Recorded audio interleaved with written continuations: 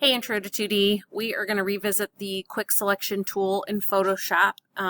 This technique we are going to learn to refine edges by the option at the top, select and mask. And this is going to be good for people or animals, anything that has kind of an irregular edge with some of these little fine wispies. So I've got my quick selection tool. I'm going to select the background because it's a little bit easier here.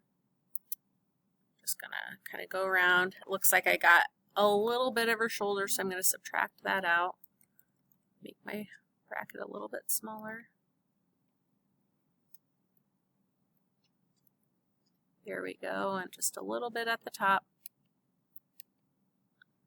Okay, I'm going to do select inverse. Now it's just selecting her. Now once your object is selected, I want you to go up here to select and mask. Okay. Now I've already got mine chosen on default of the view. Yours probably shows up first as onion skin. I think the easiest way to see it is choosing the black and white option. And so this kind of shows you a selection of the edge.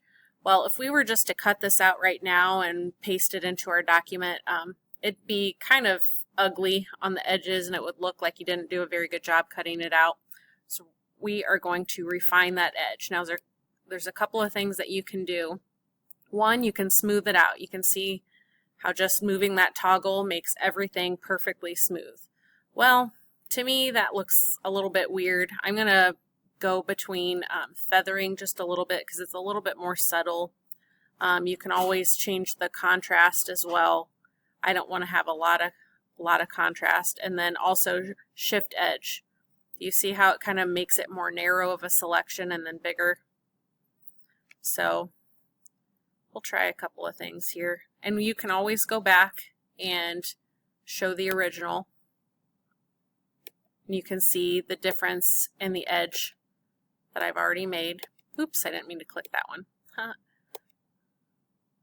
Okay, we're going to keep it on black and white. And this is going to just, again, like I said, smooth it out just a little bit so we can get some of those fine little hairs. I am going to do output 2 and then a new layer.